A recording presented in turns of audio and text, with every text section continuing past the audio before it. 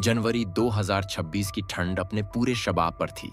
गंगा के किनारे चल रही हवा ऐसी लग रही थी जैसे शरीर के आर पार निकल जाए। सुबह के अभी 4 भी नहीं बजे थे, लेकिन प्रयागराज की सड़कों पर लोगों का सैलाब उमड़ चुका था। हर तरफ सिर्फ इंसान ही इंसान दिखाई दे रहे थे। कोई कंबल ओढ़े था, कोई शॉल में लिपटा हुआ, तो कोई सिर्फ भक्ति के जोश में ठंड को भूल चुका था। मैं लखनऊ से आया था। नाम है मुकेश कुमार, पेशे से एक छोटा सा पत्रकार, उम्र करीब 35 साल। खबरों की तलाश में देश के कई हिस्से देखे थे, लेकिन जो नजारा उस दिन प्रयागराज में देखा वैसा पहले कभी नहीं देखा था।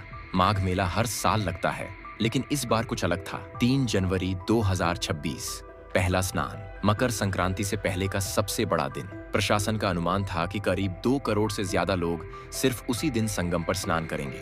गंगा, यमुना और सरस्वती का संगम, त्रिवेणी संगम, वो जगह जहां लोग अपने पाप धोने आते हैं, मन हल्का करने आते हैं और मोक्ष की उम्मीद लेकर पहुंचते हैं। चारों तरफ टेंटों का शहर बसा हुआ था। ऐसा लग रहा था मानो पूरा का पूरा एक नया शहर खड़ा कर दिया गया हो।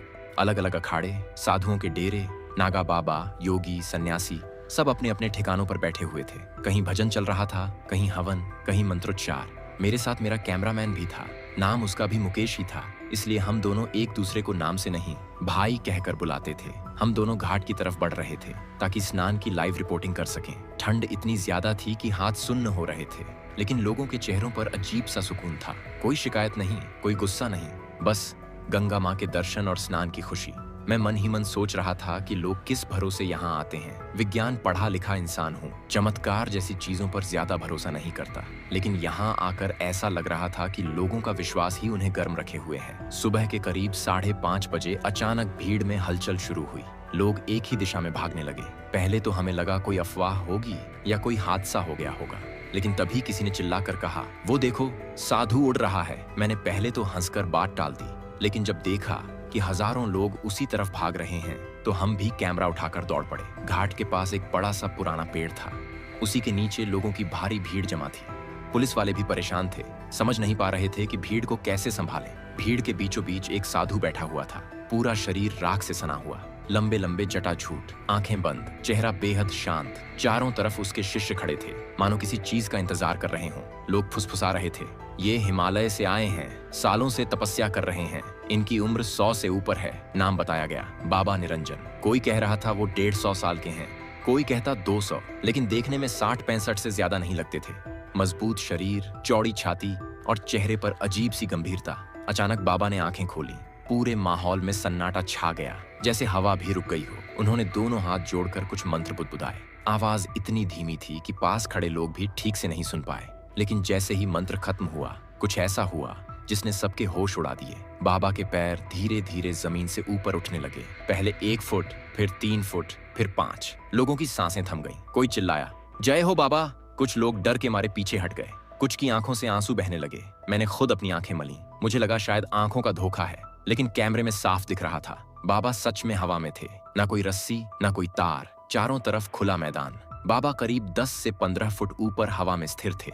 उनका शरीर ऐसे हिल रहा था जैसे हवा में कोई पत्ता तैरता हो। करीब 10 मिनट तक वो यूं ही हवा में रहे, फिर धीरे धीरे नीचे उतर आए और वापस उसी जगह बैठ गए। भीड़ में हड़कंप मच चुका था। लोग एक दूसरे से पूछ रहे थे, ये कैसे हो सकता है, क्या ये सच है? लेकिन असली बात तो इसके बाद शुरू हुई।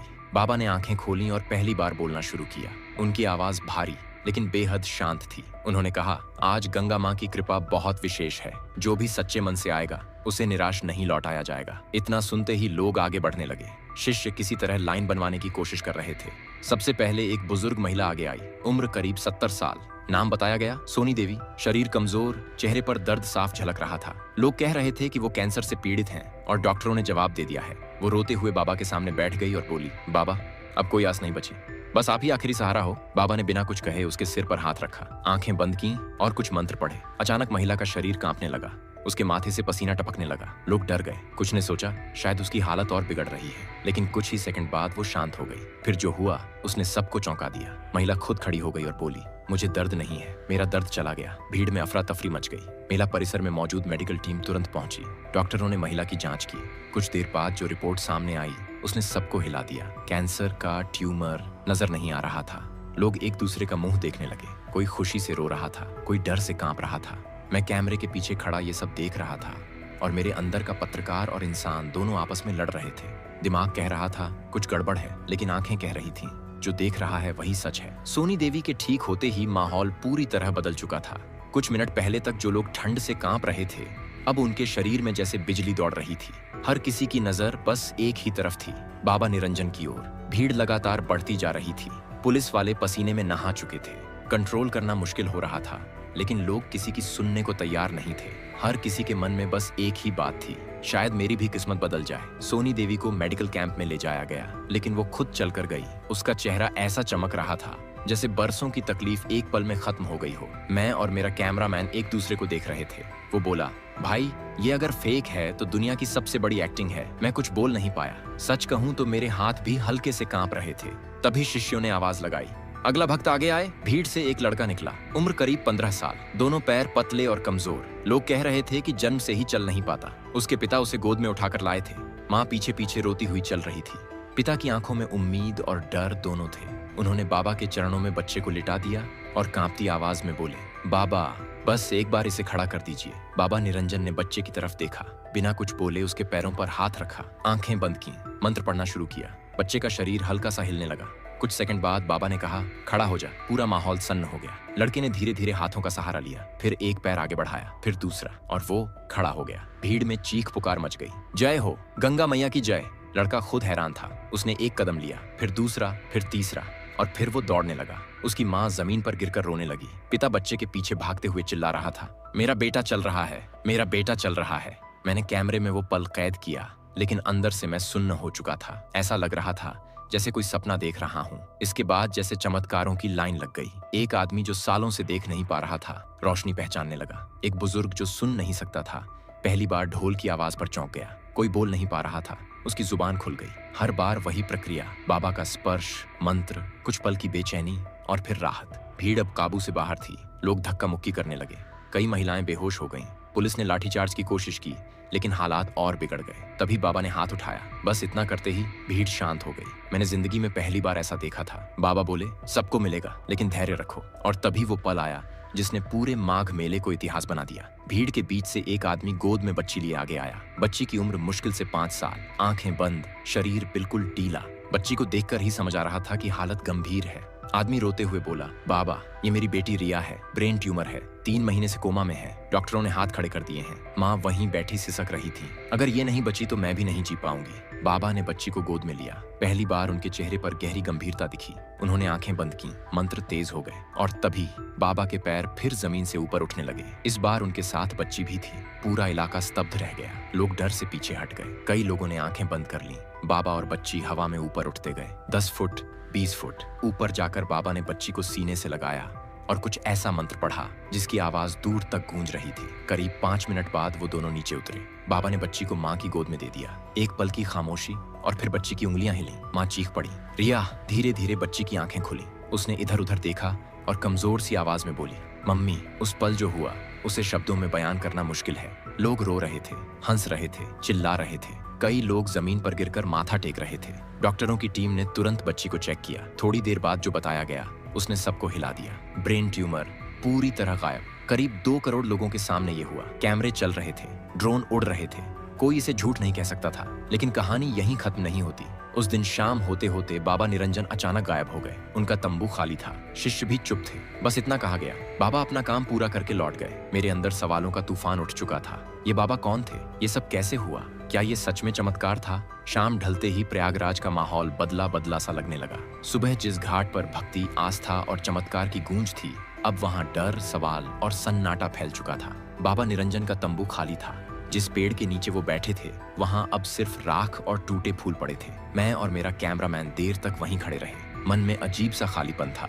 ऐसा लग रहा था जैसे किसी ने आंखों के सामने कोई सपना दिखाया हो और फिर अचानक गायब हो गया हो। मैंने तुरंत जांच शुरू करने का फैसला किया। एक पत्रकार होने के नाते मेरे लिए ये सिर्फ आस्था की बात नहीं थी, ये एक बहुत बड़ी खबर थी। अगर ये सच था तो इतिहास बनना तय था, और अगर झूठ था तो ये अब तक का सबसे बड़ा धोखा। मैंने सबसे पहले बाबा के शिष्यों से बात करने की कोशिश की। कई शिष्य चुप थे, नजरें झुकाए हुए, लेकिन एक साधु थोड़ा अलग खड़ा था। सफेद दाढ़ी, साधारण कपड़े, आंखों में गजब की शांति। उसने खुद को स्वामी आनंद बताया। मैंने पूछा, बाबा निरंजन आखिर हैं कौन? स्वामी आनंद ने गहरी सांस ली और बोला, जो दिखता है वही सब कुछ नहीं होता बेटा। उसने बताया कि बाबा निरंजन कोई साधारण साधु नहीं है। उन्होंने हिमालय में दशकों तक तपस्या की है।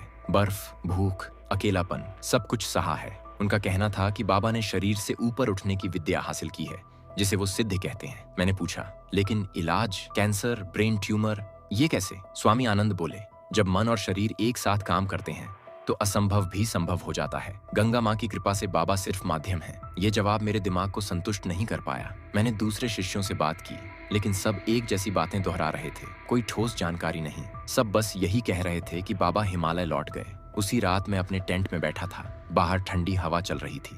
कैमरे का फुटेज बार बार देख रहा था। हर एंगल, हर फ्रेम, कहीं कोई तार नहीं, कोई ट्रिक नहीं। अगर ये ड्रामा था तो बेहद परफेक्ट था। अगले दिन मैंने वैज्ञानिकों से संपर्क किया। आईआईटी कानपुर से आए एक प्रोफेसर डॉक्टर वर्मा मेला देखने आए थे। मैंने उन्हें पूरा मामला बताया। उन्होंने वीडियो देखा और बोले, इतने बड़े पैमाने पर सामूहिक भ्रम होना बहुत मुश्किल है। कुछ मामलों में प्लेसिबो इफेक्ट होता है, लेकिन ब्रेन ट्यूमर गायब होना ये विज्ञान के लिए भी चैलेंज है। एक और डॉक्टर, न्यूरोलॉजिस्ट डॉक्टर सीमा ने कहा, कुछ रिपोर्ट्स में गलत डायग्नोसिस भी हो सकता है, लेकिन एक साथ इतने केस, ये अजीब है। हर जवाब के साथ मेरे सवाल और बढ़ते जा रहे थे। तभी मुझे एक पुरानी फाइल मिली, 1950 के कुंभ मेले की। उस समय की एक अखबार की कटिंग थी। खबर में लिखा था, एक साधु ने संगम पर हवा में उड़कर लोगों को चौंका दिया। कई बीमारों के ठीक होने की खबरें भी आईं। साधु का नाम बाबा हरिदास। मैंने फोटो देखा, मेरे रोंगटे खड़े हो गए। चेहरा, आंखें, जटाएं, सब कुछ बाबा निरंजन से मिल रहा था। लेकिन 1950 से 2026, 6-7 दशक का फर्क। क्या एक इंसान इतना लंबा जी सकता है? मैंने उस समय के कुछ पुराने लोगों से बात की। एक बुजुर्ग बोले, बेटा, उस बाबा के बाद भी कई बार ऐसे साधु आए, लेकिन वो सबसे अलग थे। कहते हैं वो कभी मरे नहीं। ये बात सुनकर मुझे अजीब सा डर लगा। उसी शाम एक और बड़ा मोड़ आया। रिया की मेडिकल रिपोर्ट लीक हो गई। पूरा मीडिया टूट पड़ा। रिपोर्ट में साफ लिखा था, ब्रेन ट्यूमर का कोई निशान नहीं। अब सवाल सिर्फ आस्था का नहीं था, मेडिकल साइंस का था। लेकिन जैसे जैसे सवाल बढ़ रहे थे, वैसे वैसे बाबा निरंजन का नाम विवादों में घिरने लगा। कुछ लोग बोले, ये सब ड्रामा है, लोगों को बेवकूफ बनाया गया। सोशल मीडिया पर दो धड़े बन गए, एक बाबा के समर्थन में, दूसरा उनके खिलाफ। लेकिन सबसे हैरान करने वाली बात ये थी कि बाबा कहीं नजर नहीं आ रहे थे। न कोई इंटरव्यू, न कोई बयान, बस रहस्य। माघ मेला धीरे धीरे खत्म होने लगा। लोग अपने अपने घर लौटने लगे, लेकिन मैं अभी भी वहीं था। मेरे अंदर कुछ बदल चुका था। मैं, जो हर बात में तर्क ढूंढता था, अब चुपचाप संगम के किनारे बैठकर गंगा को देखता रहता था। एक रात मुझे स्वामी आनंद का फोन आया। उन्होंने सिर्फ इतना कहा, अगर जवाब चाहिए तो सुबह संगम पर आ जाना। मेरा दिल जोर जोर से धड़कने लगा। उस रात मैं सो नहीं पाया। स्वामी चाहिए तो सुबह संगम पर आ जाना। ये वाक्य छोटा था, लेकिन इसका वजन बहुत भारी लग रहा था। सुबह 4 बजे ही मैं उठ गया। बाहर अब भी ठंड थी, लेकिन हवा में अजीब सी शांति थी। माघ मेले के आखिरी दिन थे। ज्यादातर लोग लौट चुके थे। टेंट उखड़ रहे थे, दुकानें बंद हो रही थीं। लेकिन संगम की तरफ जाते हुए मुझे लगा जैसे कोई मुझे खींच रहा हो।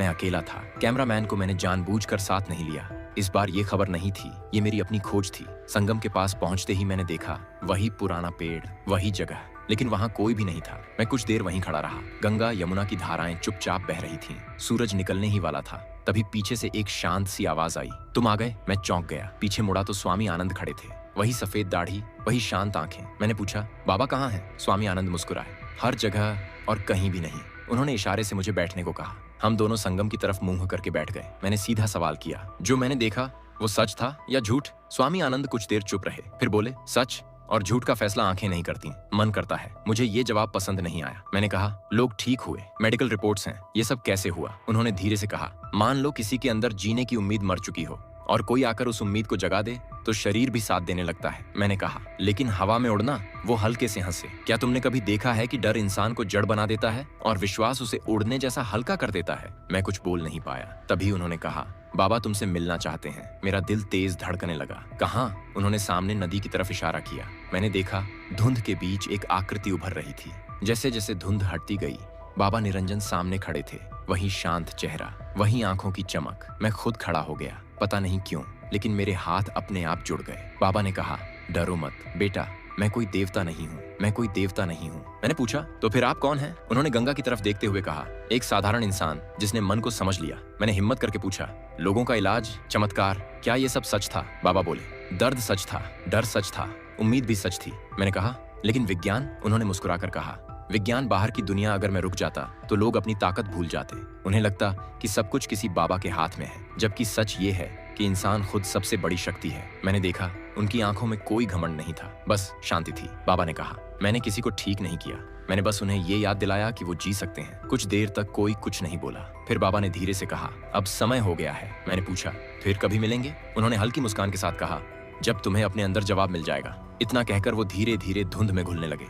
कोई चमक नहीं, कोई उड़ान नहीं, बस एक इंसान जो चला गया। स्वामी आनंद भी उठ खड़े हुए। उन्होंने कहा, अब तुम जो चाहो लिख सकते हो, सच, झूठ या बीच का रास्ता। और वो भी चले गए। मैं देर तक वहीं बैठा रहा। उस दिन माघ मेला खत्म हो गया। लोग अपने घर लौट गए। बाबा निरंजन का नाम धीरे धीरे खबरों से गायब हो गया। कुछ लोग आज भी उन्हें ढोंगी कहते हैं, कुछ उन्हें भगवान मानते हैं। और मैं आज भी खुद से एक सवाल पूछता हूँ, क्या चमत्कार सच में हुए या विश्वास ने लोगों को ठीक किया? शायद जवाब जरूरी नहीं, क्योंकि उस दिन मैंने ये समझा कि जब इंसान हार मान लेता है तो शरीर भी हार जाता है, और जब उम्मीद लौटती है तो असंभव भी मुमकिन लगने लगता है। मैं आज भी खुद को पूरी तरह आस्तिक नहीं कहता, लेकिन इतना जरूर जानता हूँ, अब मैं पहले जैसा नास्तिक भी नहीं रहा। गंगा आज भी बह रही है, संगम आज भी वही है, और शायद कभी कभी चमत्कार भी होते हैं।